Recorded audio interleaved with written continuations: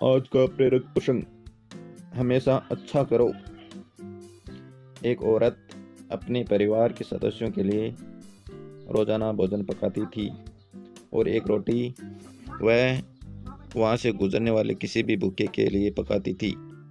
वह उस रोटी को खिड़की के सहारे रख दिया करती थी, जिसे कोई भी ले सकता था। एक कुबड़ा व्यक्ति रोज उस रोटी को ले जाता और बजाय धन्यवाद देने के अपने रास्ते पर चलता हुआ वह कुछ इस तरह बड़बड़ाता, जो तुम बुरा करोगे वह तुम्हारे साथ रहेगा, और जो तुम अच्छा करोगे वह तुम तक लौट के आएगा। दिन गुजरते गए और यह सिलसिला चलता रहा। वो कुबड़ा रोज रोटी ले जाता रहा और इन्हीं शब्दों को बड़बड़ाता, जो तुम बुरा करोगी वह तुम्हारे साथ रहेगा, और जो तुम अच्छा करोगी वह तुम तक लौट के आएगा। वह औरत उसकी इस हरकत से तंग आ गई और मन ही मन खुद से कहने लगी कि कितना अजीब व्यक्ति है। एक शब्द धन्यवाद का तो देता नहीं और न जाने क्या क्या बड़बड़ाता रहता है। मतलब क्या है इसका? एक दिन क्रोधित होकर उसने एक निर्णय लिया और बोली, मैं इस कुबड़े से निजात पाकर रहूंगी। और उसने क्या किया कि उसने उस रोटी में जहर मिला दिया, जो वो रोज उसके लिए बनाती थी।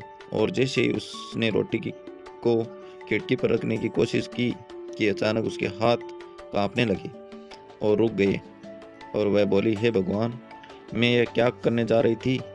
और उसने तुरंत उस रोटी को चूल्हे की आंच में जला दिया, एक ताज़ा रोटी बनाई और खिड़की के सहारे रख दी।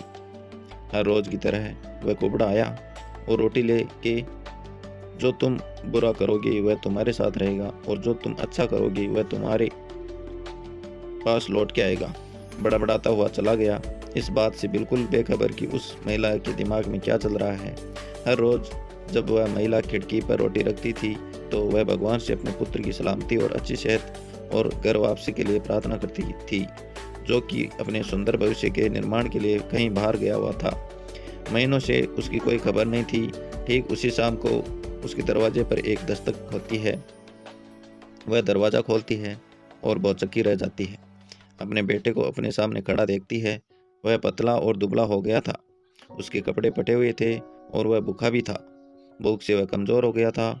जैसे ही उसने अपनी माँ को देखा, उसने कहा, माँ, यह एक चमत्कार है कि मैं यहाँ हूँ।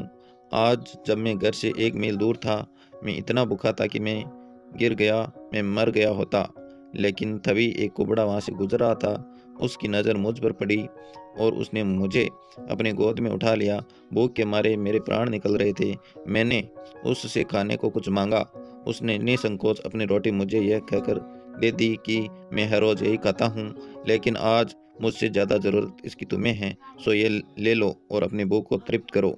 जैसे ही माँ ने उसकी बात सुनी, माँ का चेहरा पीला पड़ गया और अपने आप को संभालने के लिए उसने दरवाजे का सहारा लिया।